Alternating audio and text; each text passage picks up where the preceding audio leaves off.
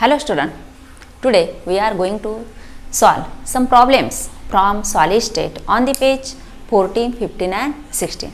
First problem, the compound made up of elements C and D crystallizes FCC structure. Atoms of C are present at the corners of cube and atoms of D are present at the centers of faces of the cube. What is the formula of the compound? त्यांनी cube FCC स्ट्रक्चरचं face centred cubic structure दिलं आहे आपल्याला आणि त्यामध्ये two types of atoms आहे. Atom C and atom D. Atom C कुठे तो corner at corner. Atom D atoms D present at centres of faces. फेसेसच्या सेंटर्सला आहे.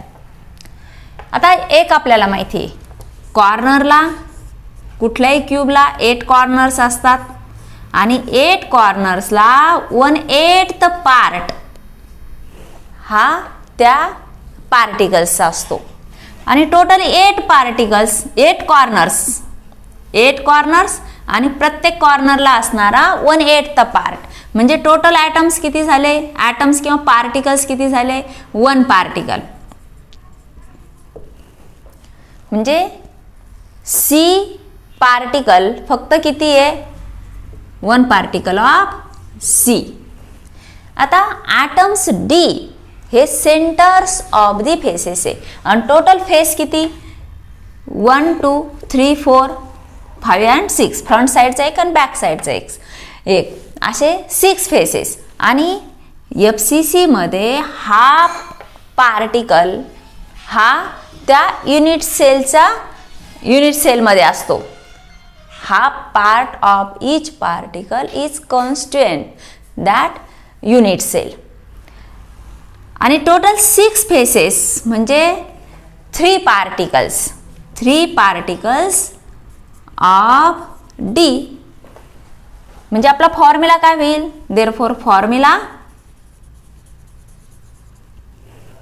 Is CD3. सी चा एक पार्टिकल आणि डी चे total 3 particles.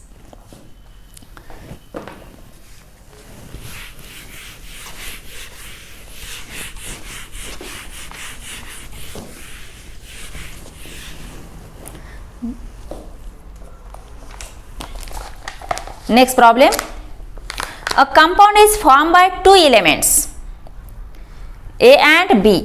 The atoms of element B form CCP structure. आता हा जो प्रॉब्लेम आहे हा पेज नंबर 15 वरचा आहे. आधी घेतलेला 14 वर हा 15 वर आहे. A compound is formed by 2 elements A and B. The atoms of element B forms CCP structure. Cubic close pack structure. Structure कसं आहे क्यूबिक क्लोज पॅक स्ट्रक्चर.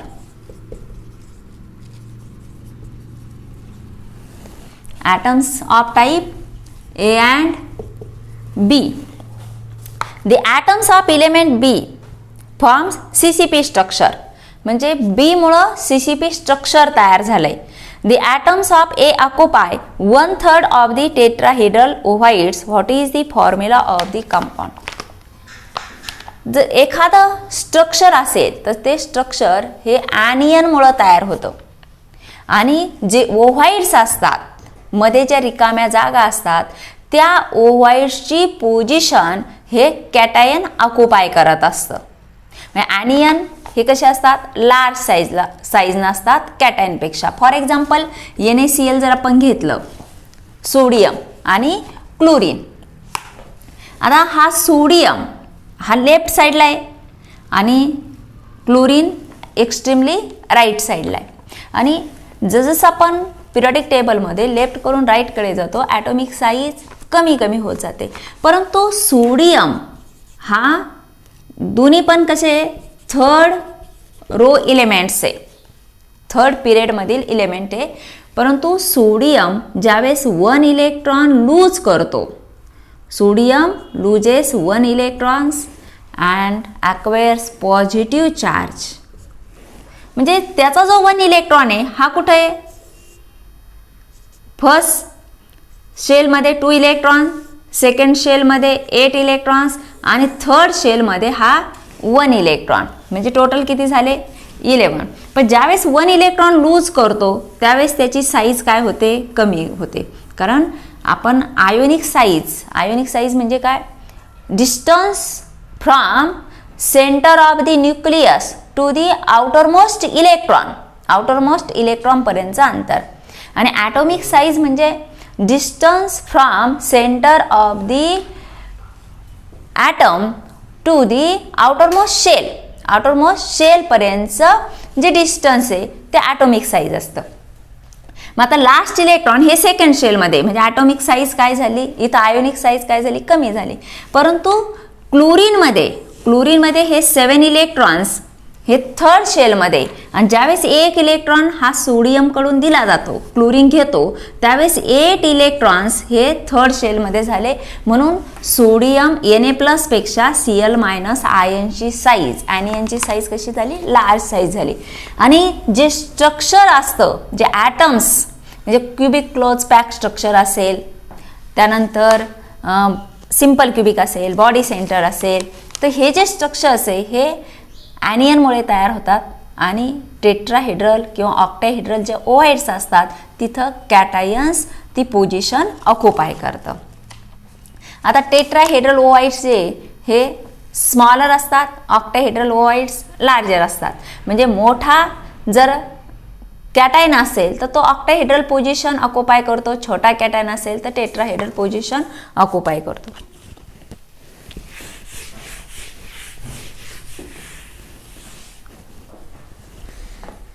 आणखी काय सांगितलं, the atoms of A occupy 1/3 of tetrahedral voids. What is the formula of the compound. जे atom B CCP structure तयार करतं, atom B forms a CCP structure and atom A occupy 1/3 of tetrahedral ovoids.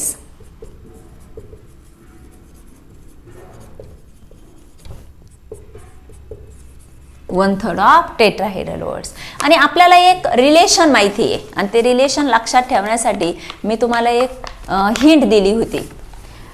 Relation between number of sphere, that is atoms, particles or molecules.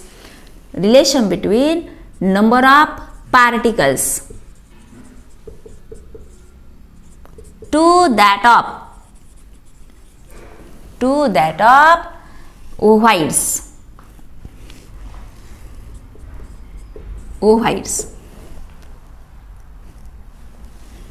आता आपलं जे मोलिक्युलची मांडणी असते ती कशी असते, कॅटायन देन ॲनियन. सुरुवातीला असतो कॅटायन आणि नंतर असतो ॲनियन. म्हणजे कॅटायन कुठं ऑक्युपाय करतो तर ओहाइड्समध्ये, आणि ॲनियन्स ॲरे जे लॅटिस स्ट्रक्चर आहे ते तयार करण्याचं काम करतं. It occupies the position of lattice point. मग आपण कॅटायन टू ॲनियन असं रिलेशन मांडणार आहे. तर आपल्याला टेट्राहेड्रल ओवाइड्स 2 ॲटम्स, टेट्राहेड्रल ओवाइड्स मी शॉर्टमध्ये लिहिते 2 पार्टिकल. तर हे रिलेशन आहे 2:1. जेवढे पार्टिकल्स आहे त्याचे दुप्पट टेट्राहेड्रल ओवाइड्स तयार होतात.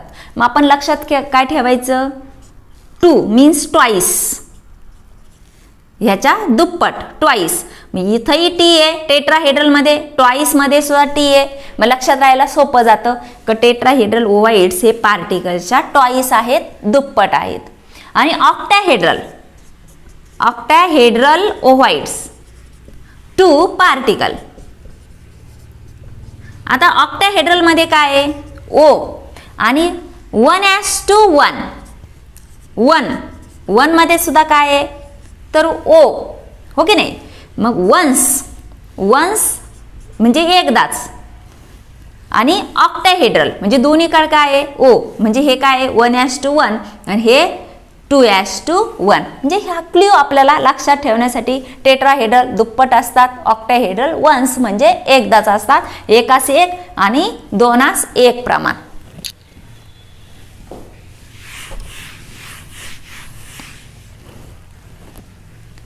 The tetrahedral ovoids, 2 number of particle relation is 2:1 आणि ह्या एवढे जे टेट्राहेड्रल ओवाइड्स आहे त्याचे किती तो ऑक्युपाय करतो, तो 1/3 फक्त ऑक्युपाय करतो. (1:1 आपण =1 असं करू. म्हणजे हे काय झालं 2:3 =1. आता आपल्याला हे जे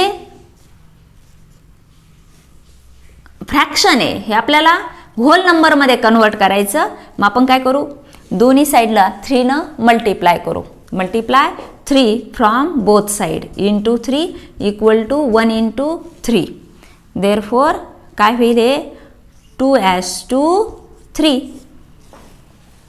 2:3 म्हणजे आता हे जे टेट्राहेड्रल ओवाइड्स आहे यात काय आहे कॅटायन, आणि कॅटायन इलेमेंटला सिम्बॉल काय दिला ए दिला. तर कॅटायन किती आहे A2 आणि ॲनियन काय आहे तर बी. बी किती आहे तर 3 A2B3 sorry A2B3. Therefore formula of the compound is A2B3.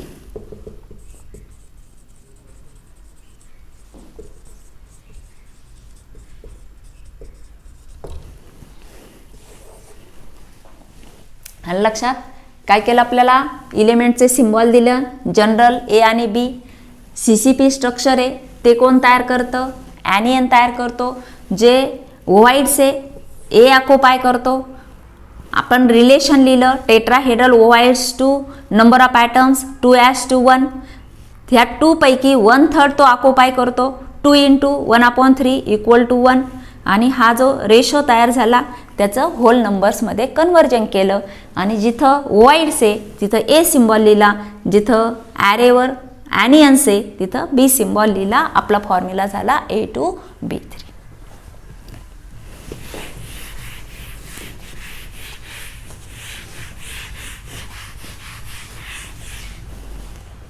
Then next problem third, page number 16 वर प्रॉब्लेम आहे. A compound forms SCP structure.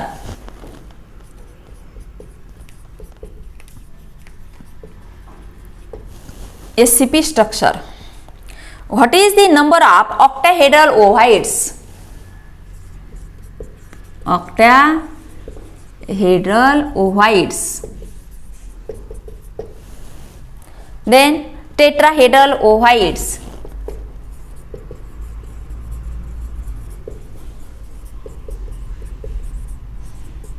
आपल्याला कॅल्क्युलेट करायला सांगितले ऑक्टाहेड्रल ओव्हाइड्स, टेट्राहेड्रल ओव्हाइड्स आणि त्यानंतर total voids form in 0.4 mole of it. Total voids form in 0.4 moles of it. A compound forms SCP structure, hexagonal close packed structure. What is the number of octahedral ovoids and tetrahedral ovoids and total number of ovoids in 0.4 moles. इथं particular आपल्याला number of moles दिलेले. जर आपल्याला कंपाऊंडचं नाव दिलेलं असेल आणि weight जर gram मध्ये दिलेलं असेल, इथं डायरेक्ट आपल्याला नंबर ऑफ मोल्स दिले कारण कंपाऊंडचं आपल्याला कुठलंही नाव दिलेलं नाही. परंतु एखाद्या कंपाऊंडचं किंवा इलेमेंटचं तिथं पर्टिक्युलर नेम दिलेला असेल तर त्यावरून आपल्याला त्याचं मोलिक्युलर वेट काढावं लागेल. वेट दिलेला असेल, weight divided by molecular weight करून आपल्याला त्याचं कन्वर्जन नंबर ऑफ मोल्समध्ये करावं लागेल. n = weight divided by molecular weight. परंतु इथं आपल्याला मात्र डायरेक्ट नंबर ऑफ मोल्स दिलेले. आता एक रिलेशन आपल्याला माहिती, आता यातून काय काढायचं आपल्याला, ऑक्टाहेड्रल ओव्हाइड्स कॅल्क्युलेट करायचे, टेट्राहेड्रल ओव्हाइड्स कॅल्क्युलेट करायचे आणि टोटल म्हणजे दोन्हीची आपल्याला सम करून तिथं लिहायची. परंतु ते जे करायचे ते कशासाठी करायचे? 0.4 मोल्स कंपाऊंडसाठी करायचे. एक रिलेशन माहिती आहे आपल्याला, we know that 1 mole of substance, कुठलाही सबस्टन्स 1 मोल इतका असेल, it contains Avogadro's number of particles. Particles may be atoms, ions, molecules or number of electrons also. 1 mole of substance corresponds to Avogadro's number of particles.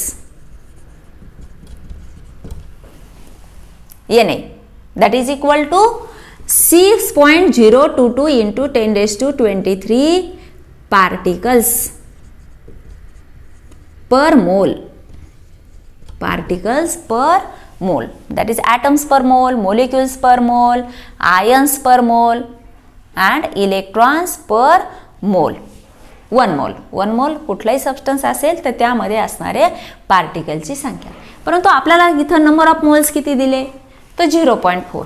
मग 0.4 moles of substance content.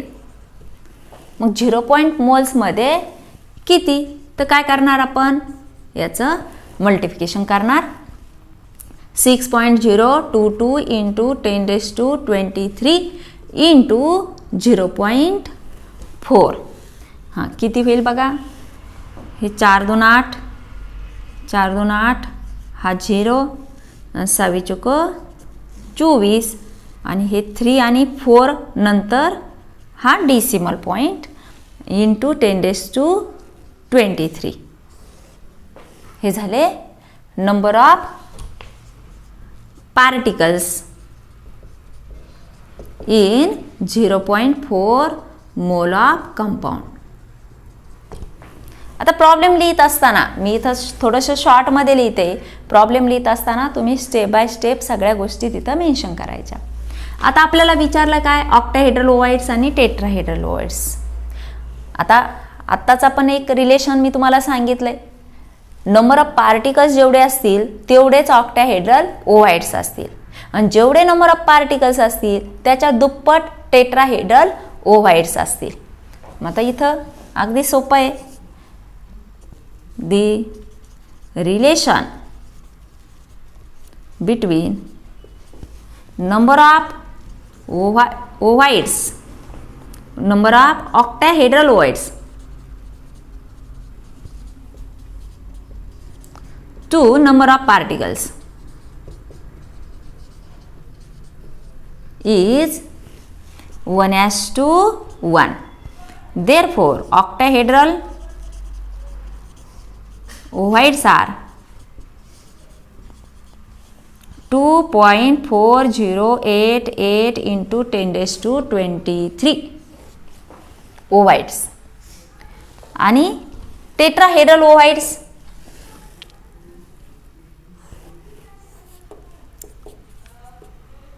Tetrahedral voids to number of particles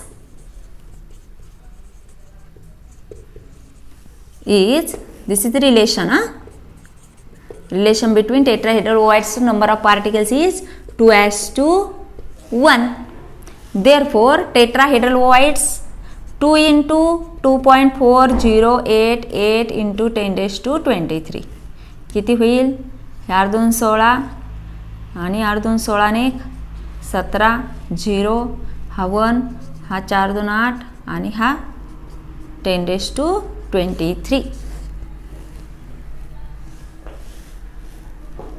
हे झालं tetrahedral ओव्हाइड्स. आणि total number of ओव्हाइड्स तर काय करावं लागेल? ह्या दोन्हीची सम करावं लागेल. Octahedral plus tetrahedral 2.4088 into 10 raised to 23. आता हे आपण कॉमन घेतो इंटू 10 raised to 23. 8 आणि 6 14, 8 आणि 8 16 आणि हे 2, 8 आणि 4 12 आणि हे 7. 7.2264 into 10 raised to 23 voids. Total number of ओव्हाइड्स.